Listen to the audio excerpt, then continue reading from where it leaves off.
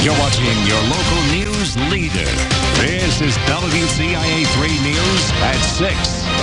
I mean, waiting's not fun, but democracy is important to me, so it was worth it. She waited an hour to cast her ballot in Champaign County, and she's not the only one. Thousands across central Illinois made their way to the voting booth, and we have 1 hour left. We have team coverage for you tonight of this crucial midterm election. Our Capitol Bureau Chief Cole Henke is live in Chicago with Governor Pritzker's camp. Renee Cooper is live in Springfield with Darren Bailey and his team. And Theodora Coulivares, she is live in Springfield covering the 13th Congressional District race for us. We're going to get to them in just a second. But before we do, Amanda Brennan is live at a polling place in Champaign. In Champaign County, the clerk there says a cyber attack caused a bit of a backup. And Amanda, we can see the line of voters behind you with 1 hour left. Jennifer, that's right. There's still plenty of voters here at Meadowbrook Church here in Champaign, and the line wraps around the corner behind me. Now, this morning when I spoke to Aaron Ammons, he says that servers were down across different parts of Champaign County, and it was really hit or miss. But he says it got better throughout the day. The cyber attack, though, it didn't stop people from coming out to the polls. I think that the most important thing you can do to be a part of our democracy, of our country, is to vote. Callie Griffin is a first-time voter in Champaign County. She waited about 15 minutes at Parkland College to share her voice. The Workers' Rights Amendment, because I feel like really strengthening our middle class, trying to bring that back strong is what's going to bring America back. Ashley Weed says she's fighting for women's rights. I feel like our bodies are on the ballot this year. She waited an hour to vote at the Savoy Recreation Center. Catherine Coffer is an election judge there. Can I see the initials? All righty. You can take it out of the jacket and feed it in. She says she's never seen such high turnout in her 8 years doing the job, but knows a cyber attack increased some wait times. It just takes time for them to, reboot up and then for us to get the voter process. County Clerk Aaron Ammons says their website has been under attack for about a month. Just today, there were 90,000 hits.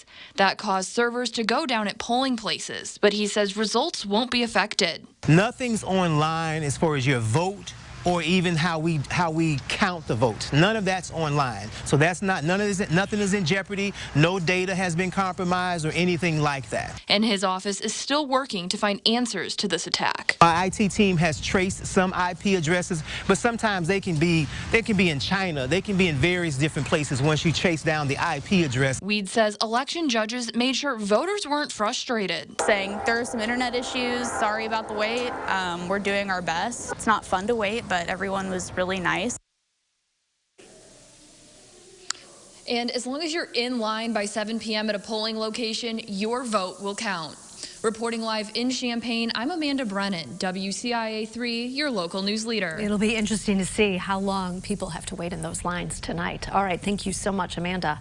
It is a fight for the future of Illinois. Finally, after months on the campaign trail, a winner will be crowned in the race between Governor J.B. Pritzker and Republican Senator Darren Bailey. The two want to take the state on completely different paths. Today, voters are choosing which one they will go down. Our Capitol Bureau Chief Cole Henke is live at the Governor's Watch Party in Chicago. Cole, so what is the feeling around there?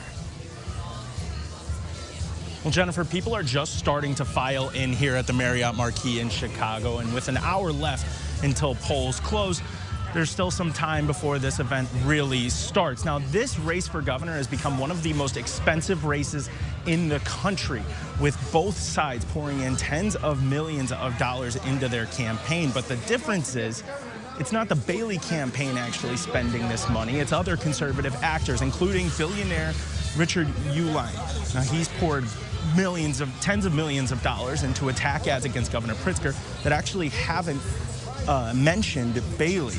Today, Governor Pritzker said that this race did get too expensive, but he was going to continue spending if the attacks kept coming. It's too much money in American politics, there's no doubt about that. But you know what? Illinois is worth it, and I'm fighting for the working families of Illinois all across the state. And if they're going to come after me and attack me, I'm going to respond. Now, Pritzker returned here to the Marriott Marquis Hotel for this party. It's the same place he had his primary election night party, and he ran unopposed in that race. Today, his campaign will be looking at voter turnout here in the city of Chicago as a key indicator of how they will perform in the final results. And so far, that turnout has been low, at 3 p.m. with just over 32% of the city turning out. Those are numbers that were seen during Governor Rauner's first winning election. Now, we'll continue to bring more results here and more coverage from Governor Pritzker's watch party throughout the night, especially after polls close at 7 p.m. Reporting in Chicago, I'm Cole Hankey. All right, Cole, thank you so much. Now, Renee Cooper, or actually Republican challenger State Senator Darren Bailey's closing message is on the economy and education. Renee Cooper is live from Springfield, where Bailey's campaign will be waiting for those results. And Renee, Bailey has been critical of his billionaire opponent. Well, Jennifer, it's the race of the billionaire against a millionaire in State Senator Darren Bailey. We're right outside his campaign headquarters tonight, where the watch party is people are just starting to trickle in there tonight. The farmer from Xenia also runs a private fundamentalist Christian school in southern Illinois, although he's made it clear he wants to leave that out of the race.